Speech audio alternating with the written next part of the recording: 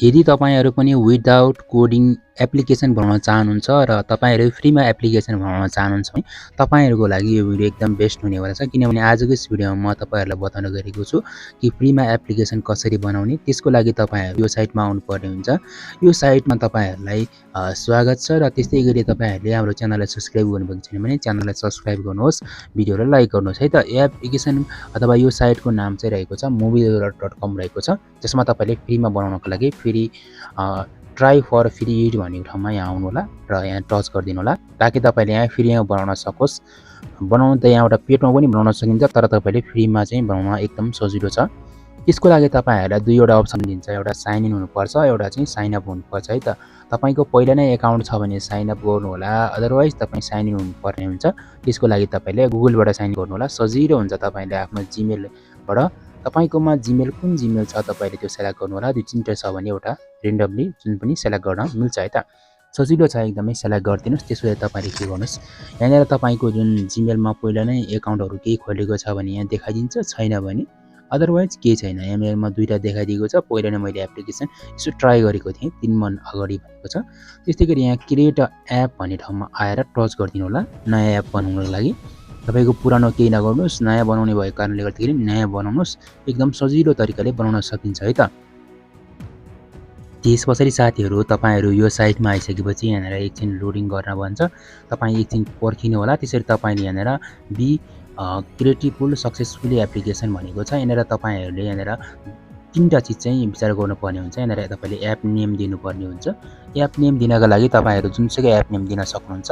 फिलहाल मैले चाहिँ यहाँ सर्टकटमा मिस्टर आईटी भनेर लेख्न गइरहेको छु। तपाईहरुले भने चाहिँ एकदम क्रिएटिभ जुन एप्लिकेसनको नाम छ त्यो सोचेर राख्नु होला ताकि भोलिको दिनमा तपाईको त्यो उपयोग होस् भनेर चाहिँ म तपाईलाई भन्न चाहन्छु। त्यसरी एप कन्टिन्यू भन्ने ठाउँमा टच गरिदिनु होला है त। एप नेम लेख्नुस्, त्यसपछि कन्टिन्यू गर्नुस्।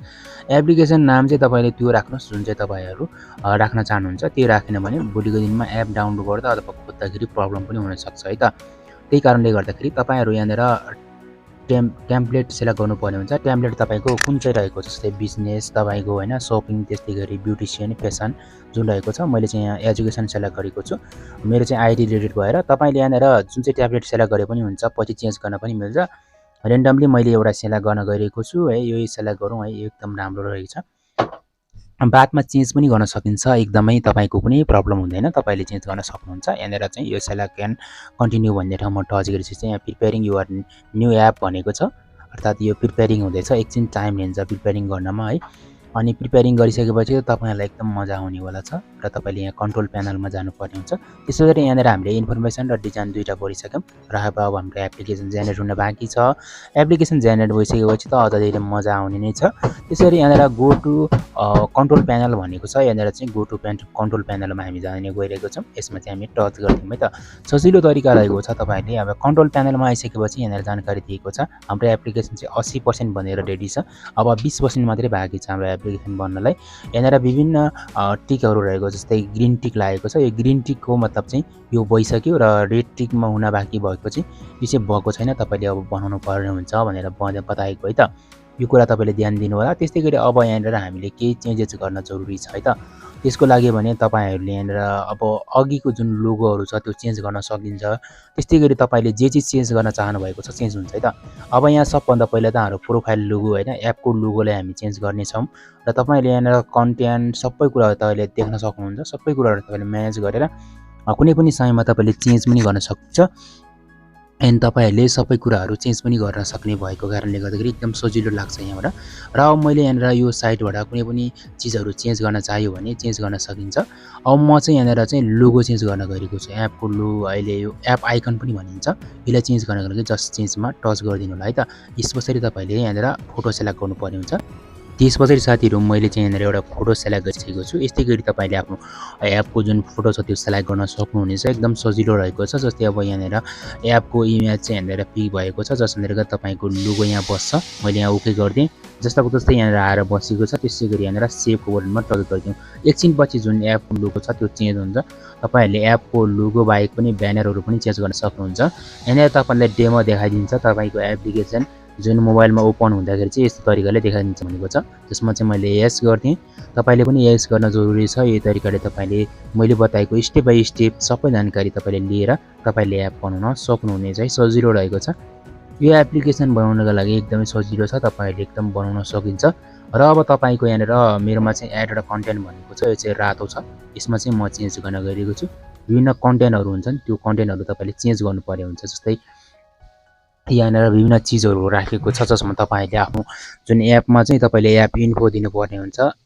एप टु तपाईले विभिन्न बटनहरु एड गर्नुपर्ने हुन्छ। जस्तै कस्टमर केयरको बटनहरु भयो, त्यस्तै गरी लोकेसनको बटनहरु भयो, त्यसै गरी जुनसुकै चीज पनि तपाईले सेलेक्ट गर्नुपर्ने हुन्छ ताकि तपाईहरुको एप्लिकेसन युजरलाई एकदम सजिलो होस् चलाउनका लागि भनेर तपाईहरुले यहाँ सेलेक्ट गर्न भन्छ। तपाईहरुले यहाँ म स्ट्यान्डर्ड कन्टेन्ट भन्ने ठाउँमा टच गर्न गइरहेको छु। एकदम स्ट्यान्डर्ड एकदम सजिलो रहेको छ। र त्यस्तै गरी तपाईले स्ट्यान्डर्ड कन्टेन्ट त्यसै गरी यहाँ मोडुल मेटा इन्फो भनेको छ। जसले गर्दा तपाईले इंग्लिशबाट कुनै टाइटल दिनुस्। जस्तै मैले मिस्टर आईटी नै लेख्दिए। त्यसैगरी यहाँनेर कन्टेन्ट ट्याग्स भनेको छ। मैले यहाँ चाहिँ हेलो लेखिदिन्छु है। त्यस्तै गरी अब यहाँनेर चाहिँ केही चीजहरु तपाईले सेलेक्ट पनि गर्न सकिन्छ। अदरवाइज तपाईहरुले अब बाँकी पछि नै सेलेक्ट गरौँ, अहिले चाहिँ के छ त्यस्तै हो भने कि तपाईले त्यो सेलेक्ट पनि गर्न सकिन्छ। अथवा तपाईले यहाँ मेन पिक्चरहरु के पनि गर्न सकिन्छ है त।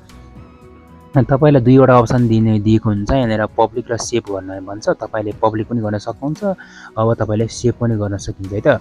तपाईले यहाँनेर सबै चीजहरु हेरिसकेपछि एकचोटी चेक गर्नु होला ताकि तपाईको जुन एड बटन अन्तर्गत भएको कारणले गर्दाखेरि त्यस्तै गरी तपाईले यहाँ पब्लिक र सेभ गर्न सक्नुहुन्छ। तपाईले पहिले पब्लिक राख्नुस्।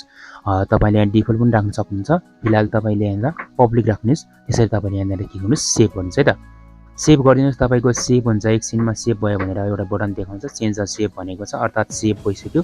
र सेभ भइसकेपछि अब साथीहरु तपाईहरुले के गर्नुपर्ने हुन्छ भन्दाखेरि तपाईहरु अब यहाँनेरबाट ब्याक हुनुपर्ने हुन्छ। तपाईले यहाँ ड्याशबोर्डमा जानुपर्ने हुन्छ।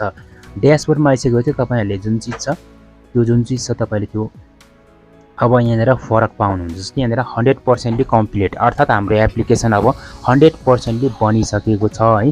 त्यो तपाईले जानकारी गरेको छ। एप जेनेरेटमा आउनु होला। अब एप जेनेरेटमा थिसिसकेपछि तपाईको यहाँनेर कन्ट्री सेलेक्ट गर्नुपर्ने हुन्छ। हाल फिलहाल इन्डिया देखायो। अब म यहाँ के गर्न गइरहेको छु भने यो एप्लिकेसन चाहिँ यहाँनेर आफ्नो नेपालको जुन झण्डा सेलेक्ट गर्न गइरहेको छु। नेपालको झण्डा सेलेक्ट गर्नुको मतलब यो हो कि हामी नेपालबाट छौं भन्ने चाहिँ हाम्रो जुन आई कार्ड हुन्छ। यल आयो, एम आयो, अब नेपाल आउँछ। एन बाट सुरु हुन्छ नेपाल। अब नेपाल आइसक्यो है। अब यहाँनेर फोन नम्बर लगाउनु पर्ने हुन्छ। फोन नम्बर त्यो फोन नम्बर लगाउनुस् जुन फोन नम्बर तपाईसँग फिलहाल छ। मैले चाहिँ यहाँनेर फेक फोन नम्बर लगाउन गइरहेको छु। यो कुनै असली फोन नम्बर हैन है त। अब यहाँनेर सेभ गर्दियौं है त। जस्ट तपाईहरुले बुझाउनका लागि मात्रै मैले त्यो देखाउन गइसकेको छु। अब साथीहरु यहाँनेर केही छिन यो जुन हुन्छ त्यो चाहिँ एकछिन धेरै टाइम लाग्छ है। अब 10-15 मिनेट लाग्छ। 10-15 मिनेट तपाईले वेट गर्नु होला र तपाईको एप्लिकेसन बनेर रेडी हुन्छ। त्यसपछि साथीहरु यो सकल गाइड देखाइदिन्छ र तपाईले यहाँ जेनेरेट भन्ने ठाउँमा क्लिक गर्दाखेरि तपाईले यहाँनेर अब चाहिँ दुईवटा अप्सन देखाइदिन्छ। यहाँनेर चाहिँ एपीके र एबी देखाउँछ। तपाईले यहाँ एपीके मा अपलोड गर्नुभयो भने तपाईको एप्लिकेसन एन्ड्रोइडमा चलाउन मिल्छ है। त्यसै कारणले गर्दाखेरि तपाईले एपीके गर्नुस् र यस गर्नुस्। त्यसपछि तपाईले यहाँ प्रिभ्यू देख्न सक्नुहुन्छ। तपाईको जुन एप्लिकेसनले कुन साइटको परमिसन लिन्छ। जस्तै लोकेसन भयो, त्यस्तै गरी तपाईको स्टोरेज भयो, त्यस्तै गरी माइक्रोफोन, त्यस्तै गरी क्यामेरा भयो। त्यस्तै गरी अब जेनेरेट भन्ने ठाउँमा एप्लिकेसनलाई टच गरिदिनु होला। त्यसरी के हुन्छ कंग्रेचुलेसन युवर एप्लिकेसन चाहिँ जेनेरेट भयो भनेर जानकारी दिन्छ। त्यसपछि अब के गर्ने तपाईले यहाँ तपाईको एकदमै खुसी भयो। त्यसैले तपाईले यहाँ क्लोज भन्ने ठाउँमा टच गरिदिनु है त। क्लोज भन्ने ठाउँमा टच गरिसकेपछि यसलाई पनि नोटिफिकेसन इन्टु गरिदिउँ। त्यसरी तपाईको अब एप्लिकेसनको तलपट्टि जेनेरेट भन्ने ठाउँमा तपाईको लोडिङ भएको पाउनुहुनेछ। यो एप्लिकेसन जेनेरेट हुन तपाईलाई 10 देखि 15 मिनेट लाग्छ। त्यसैले मात्र तपाईको एप्लिकेसन डाउनलोड गर्न मिल्छ। तपाईले सिधै टेस्टिङको लागि आफ्नो साथीलाई अथवा आफ्नै मलाई पनि डाउनलोड गर्न सकिन्छ। यो तरिकाले तपाईले 100% फ्रीमा एप्लिकेसन विदाउट कोडिङ तपाईले बनाउन सक्नुहुनेछ। भिडियोलाई लाइक त्यसै गरी च्यानललाई सब्स्क्राइब गर्न नबिर्सनु होला। आजलाई त्यति नै। हस्त नमस्ते, बाइ बाइ।